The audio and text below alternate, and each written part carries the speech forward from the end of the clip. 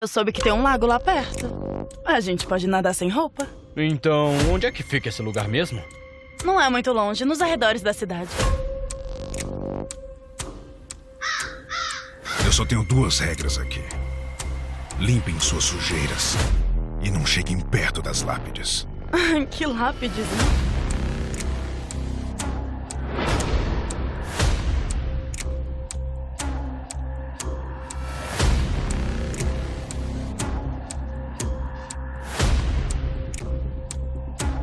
Elizabeth, corre!